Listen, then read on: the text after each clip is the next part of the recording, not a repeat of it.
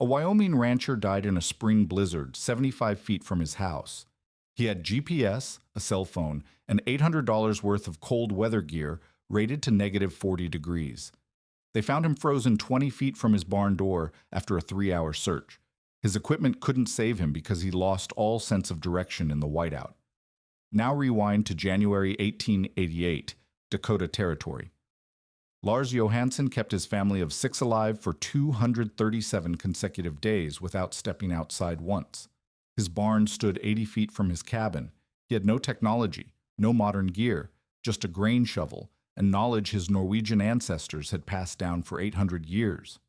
His neighbors thought he was insane, wasting prime working days digging trenches around his property the week before the blizzard hit. But when temperatures dropped 18 degrees in 3 minutes and 15-foot drifts buried the territory, Johansen disappeared beneath the snow and built something that would save every member of his family while 235 people died trying to reach their barns. What did he understand about snow that we've completely forgotten? In 2018, a Wyoming rancher stepped out of his house into a spring blizzard to check on his cattle. He made it 75 feet before he lost all sense of direction. When the search team found him 3 hours later, he was frozen solid 20 feet from his barn door. His body was positioned facing the wrong direction entirely. He'd walked right past the structure he was trying to reach without knowing it. The man had $800 worth of survival equipment on his body. His jacket was rated to negative 40 degrees Fahrenheit. He carried a GPS unit and a fully charged cell phone. None of it mattered. The whiteout conditions were so complete that he couldn't tell up from down, let alone north from south. Distance became meaningless when direction became impossible. Now rewind 130 years to January 12, 1888, in Dakota Territory. Lars Johansen was a Norwegian immigrant, 34 years old, with a wife and 4 children ranging from 3 to 12 years old. His homestead consisted of a cabin, a barn, an outhouse, and a woodshed. The barn stood exactly 80 feet from his cabin door. That's less than 30 paces. On that January morning, the temperature sat at an unseasonably warm 38 degrees Fahrenheit. By mid-morning, settlers across the territory had shed their heavy coats.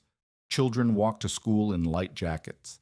Then at 11:47 in the morning, the temperature dropped 18 degrees in 3 minutes. By noon, it had plummeted to negative 40 degrees Fahrenheit with winds hitting 80 miles per hour. Snow fell so thick it created instant whiteout conditions. Within 4 hours, 15-foot drifts had buried structures across the territory. This wasn't a storm. It was an erasure. Lars Johansen kept his family alive in that cabin for 237 consecutive days without stepping outside once. Not just alive, they thrived. His livestock remained healthy. His children maintained their normal routines. The family never missed a meal. Meanwhile, across Dakota Territory, people died trying to reach their barns. They died attempting trips of 50 feet, 70 feet, 90 feet. They died with ropes tied around their waists, with lanterns in their hands, with buildings they could see from their windows. 235 documented deaths from exposure that winter, and the average distance from shelter was 43 feet. These weren't weak people. They were experienced homesteaders who'd survived previous Dakota winters. They had food stores and warm clothes and common sense.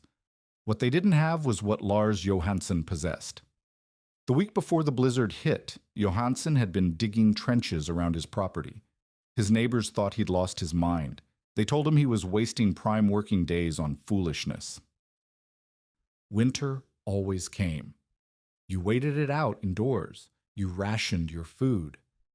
The storm would pass in a few days, maybe a week at most.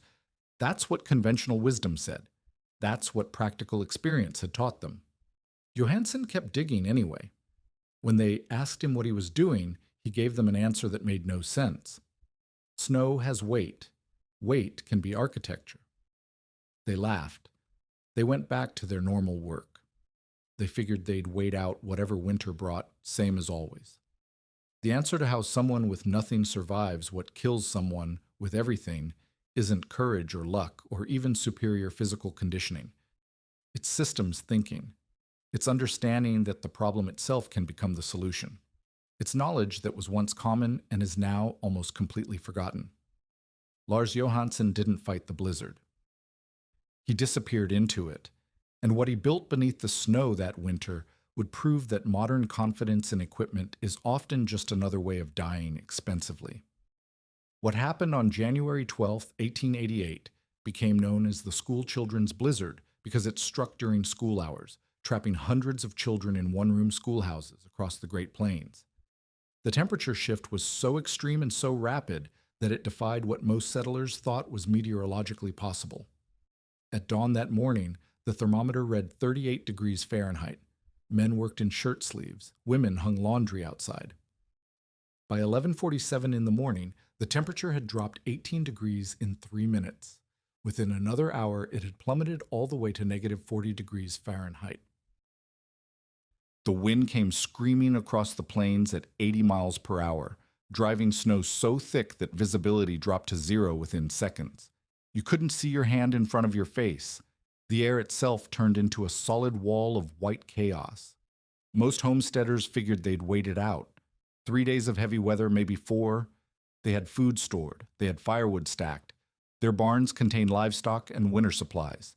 The problem was that 80 feet might as well have been 80 miles in those conditions. Every family faced the same calculation. The barn held hay for the animals, preserved food, tools, milk from the cows. You couldn't just abandon it for days on end. Livestock would die without water and feed. So men made plans to wait for a break in the weather, then make a quick run to the barn and back. Rope yourself to the door if you had to. Carry a lantern. Keep the cabin in sight. It was only 80 feet. Lars Johansen knew differently. He'd grown up in northern Norway where winter storms could bury entire villages for months at a time. He'd seen what happened to men who trusted their sense of direction in whiteout conditions. He'd watched neighbors leave their homes with the door visible behind them and wander in circles until they froze. Distance didn't matter. Visibility didn't matter. Once you lost your reference points, your brain stopped working correctly. You'd swear you were walking in a straight line while actually curving back on yourself. You'd feel certain the barn was to your left when it was actually to your right. The storm didn't just hide the landscape, it scrambled your internal compass entirely. That first night, while other families huddled inside their cabins hoping for the storm to break, Johansen disappeared beneath the snow with his grain shovel. Not a curved snow shovel, a grain shovel with a flat square blade designed for moving wheat. His neighbors, watching from their windows during brief visibility breaks over the next few days, thought he'd gone mad. Some thought he was trying to dig his way to the barn on the surface. Others couldn't figure out what he was doing at all. The drifts were already 15 feet deep in places. The wind kept piling new snow on top of old snow. What could digging possibly accomplish? What Johansen understood was something his neighbors had never learned and would never figure out on their own. He wasn't fighting the snow. He wasn't trying to remove it or get around it or wait for it to stop. He was reading it. In northern Norway, winter roads didn't run on top of the snow. They ran through it. Villages carved entire transit networks beneath the drifts, connecting homes to barns to community buildings. The knowledge had been passed from father to son for 800 years. America had forgotten this knowledge, or perhaps had never learned it in the first place. By morning, Johansen had built something his neighbors would later call witchcraft, but there was nothing magical about it. It was pure observation and patience applied to understanding what snow actually is. Most people see snow as uniform white chaos. It falls from the sky, piles up, creates problems. You shovel it, plow it, wait for it to melt. That's the modern understanding. Lars Johansen saw something completely different. He saw load-bearing architecture. He saw building material with predictable structural properties. He understood that snow isn't one thing. It's a gradient of different densities stacked on top of each other, and those densities change in predictable ways over predictable time frames. Here's what actually happens when snow falls and accumulates. The first layer hits the ground as light, fluffy powder. As more snow falls on top of it, the bottom layer compresses under its own weight. Within the first 24 hours, The snow at ground level transforms from light powder into something much denser and more stable. The bottom 3 feet of a deep drift will compress to a density of 400 to 500 pounds per cubic foot. That's solid enough to bear substantial weight. The top layer, meanwhile, remains light powder at 50 to 100 pounds per cubic foot. This creates natural stratification. The bottom acts like bedrock. The top acts like loose fill. If you understand this principle, you can work with it. In northern Norway, this knowledge was common. Villages didn't try to clear paths through winter snow. They carved roads beneath it. Children learned from their fathers that winter transit happened underground, not on the surface. The technique had been refined over 800 years of bitter Arctic winters. When Norwegian immigrants came to America, some of them brought this knowledge with them. Most Americans never learned it.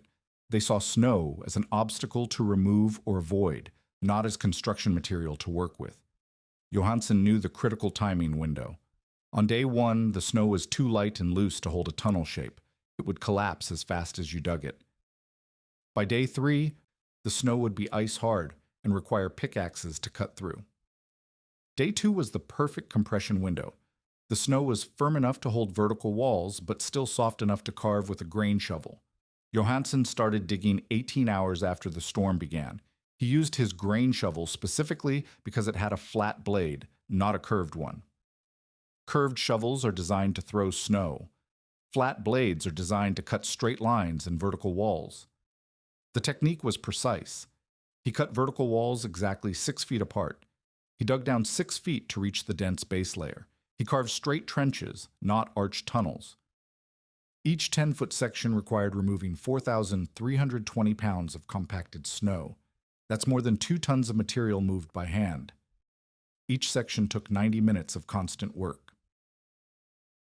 This wasn't guesswork. This was engineering based on understanding the material properties of compressed snow. Modern engineers would calculate load stress and compression ratios and safety factors. Johansen just understood that weight wants to settle, not collapse. Snow compresses predictably under its own mass. If you cut clean vertical walls and work with the natural compression gradient, the structure holds itself. The bottom layer provides the foundation. The middle layers provide the walls. You're not fighting against the snow's nature. You're working with it. The difference between those two approaches is the difference between a technique that works and a technique that kills you. Johansen didn't dig random tunnels hoping to reach his barn. He engineered a complete system with the cabin as the central hub.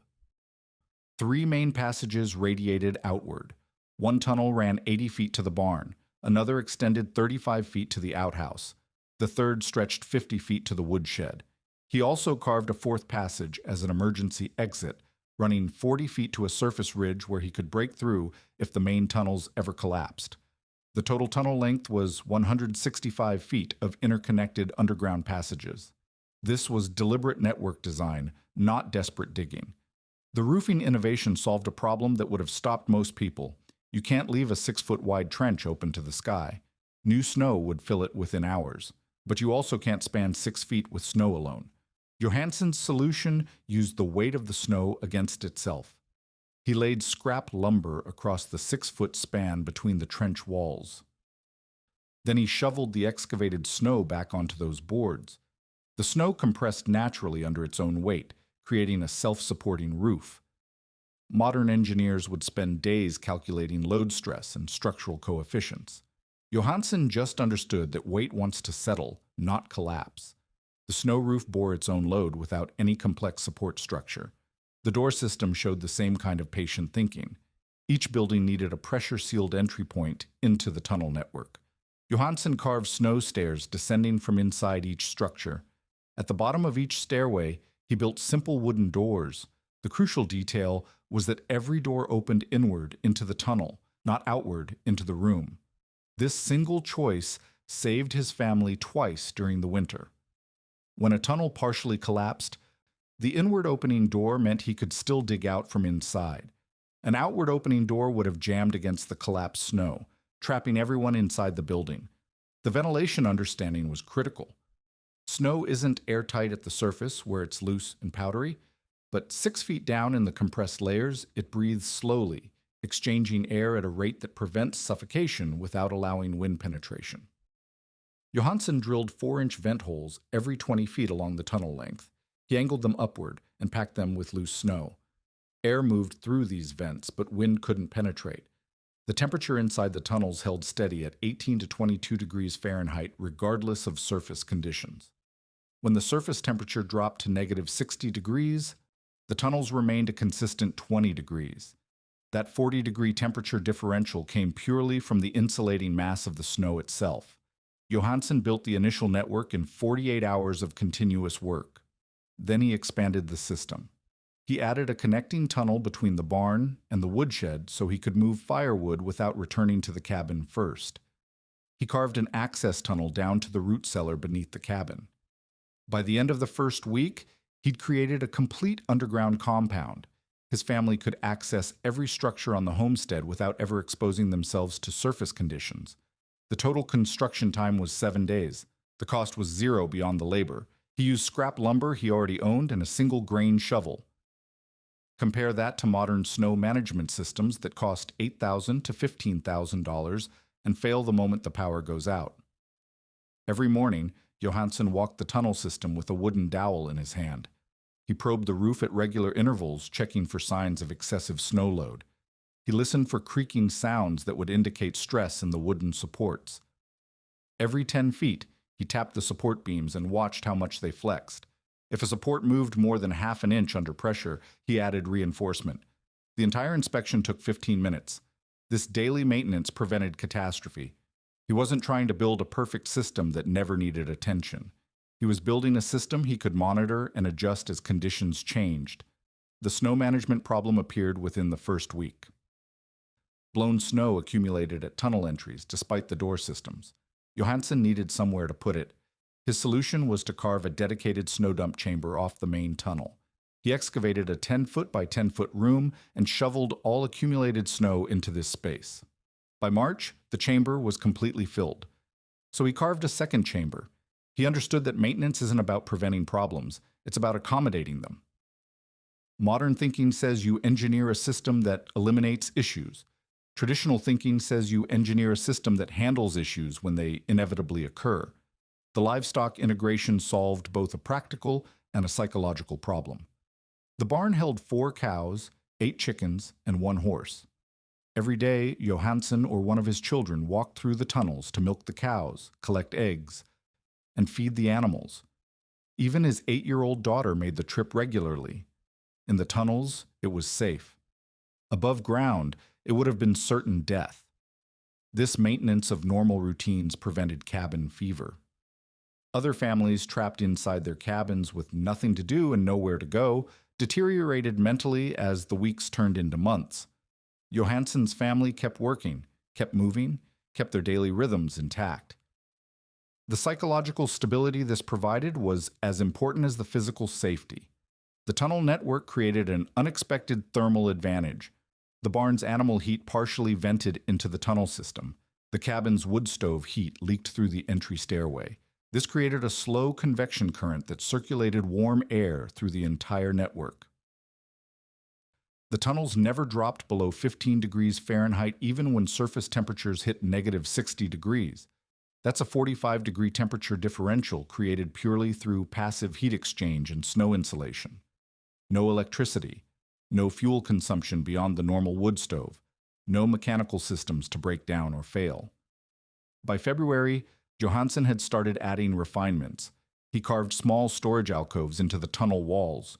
The tunnels functioned as a natural deep freeze, so he hung preserved meats from the ceiling supports and stored frozen vegetables in the alcoves.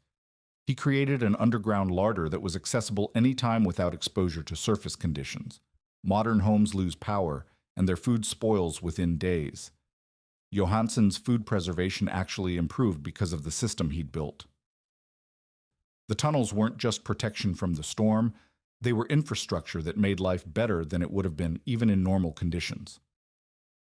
The maintenance protocols, the livestock routines, the thermal management, the food storage, all of it worked together as an integrated system. Each element served multiple purposes. Nothing was single use. This is the pattern in all traditional wisdom.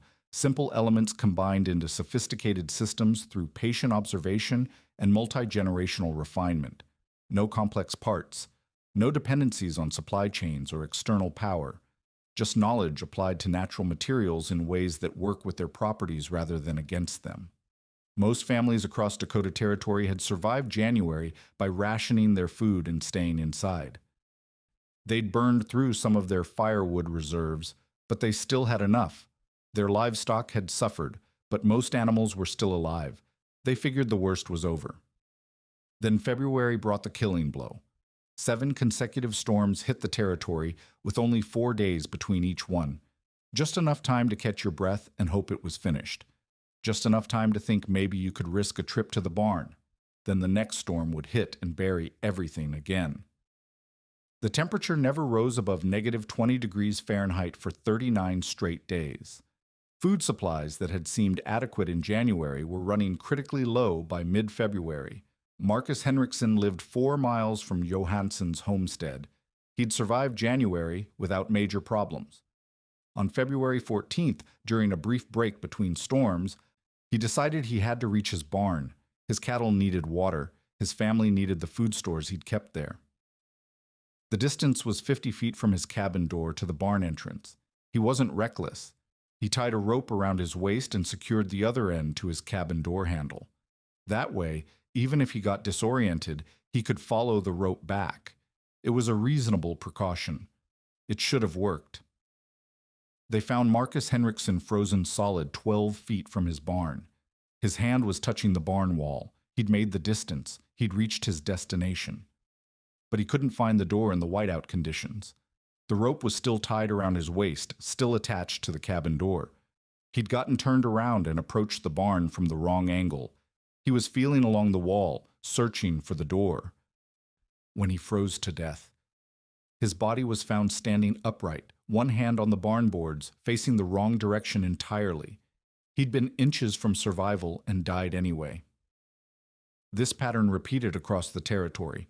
235 documented deaths from exposure that winter. The average distance from shelter was 43 feet. These weren't long journeys. These weren't foolish risks. These were experienced homesteaders attempting short trips to structures they could see from their windows on clear days. They died because distance becomes meaningless when direction becomes impossible. Modern minds think 50 feet is manageable under any conditions. What they don't understand is that 50 feet requires knowing which direction to walk, and whiteout conditions destroy that knowledge completely. While his neighbors were dying at distances under 100 feet, Johansen's family continued their daily routines underground. They never missed a milking. The children did their schoolwork by lamplight in the cabin. His wife maintained the cooking schedule. On March 1st, Lars carved a small reading alcove into the tunnel wall near the cabin entrance. He added a shelf for books and a small bench. He was adding luxuries while people 4 miles away were freezing to death trying to reach their barns. The system lasted exactly as long as it needed to. On April 3rd, 1888, the temperature finally rose above freezing and stayed there. The surface snow began melting. Water ran down into Johansen's tunnel system and flooded it. The tunnels became unusable within 2 days, but by then, the family could walk above ground safely. The danger had passed. Johansen hadn't over-engineered his system to last forever. He'd understood the seasonal rhythms well enough to know that it only needed to function until spring. This is calibration based on deep observation. He built exactly what was needed, nothing more, nothing less. Perfect timing achieved through understanding, not through luck. When the snow finally melted in April 1888, the final accounting was devastating. The Johansen family showed 100% survival, all 6 family members alive and healthy, all livestock survived. Within his immediate area, his 4 nearest neighbors totaled 18 people. 7 of them were dead. Expand the radius to 10 miles, and the death toll reached 34 people, all from exposure while attempting to reach barns or outbuildings. The man his neighbors had called crazy for digging trenches had the only perfect survival record in the entire region. The survivors came to learn. They showed up at Johansen's homestead wanting to know how he'd done it. He taught the technique freely to anyone who asked. The key lesson he repeated over and over was simple. Snow is patient. You must be patient too. Timing mattered more than strength. Observation mattered more than tools. You had to wait for the 18-hour compression window. You had to test the snow density before you started digging. You had to cut straight walls down to the base layer. You had to roof with the weight of the snow itself. Every detail mattered. Miss one step, and the system failed. The technique spread across Dakota Territory. During the winter of 1888 to 1889, 127 homesteads built tunnel systems based directly on Johansen's design. Some families added modifications. A few carved storage rooms off their main tunnels. Some ambitious homesteaders created connecting tunnels between neighboring farms so families could visit underground during storms. But the core principles remained identical. Wait for compression. Dig to the base layer. Roof with weight. Work with the snow's properties, not against them. Over the next decade, historians estimate the technique saved approximately 400 lives across the northern plains. By 1920, the technique had become obsolete. Mechanized snow removal equipment made tunnel systems unnecessary. Gasoline-powered plows could clear paths between buildings in minutes. By 1950, the knowledge was completely forgotten. The modern approach to snow became fighting it with machines, chemicals, and electricity. When power fails today, people die in their driveways trying to reach vehicles parked 50 feet away. A modern residential snow management system costs $8,000 to $15,000 between equipment, fuel, and maintenance. Johansen's system cost the price of one grain shovel and the knowledge of how to use it properly. What Johansen understood was something deeper than survival technique. You don't conquer winter, you disappear into it.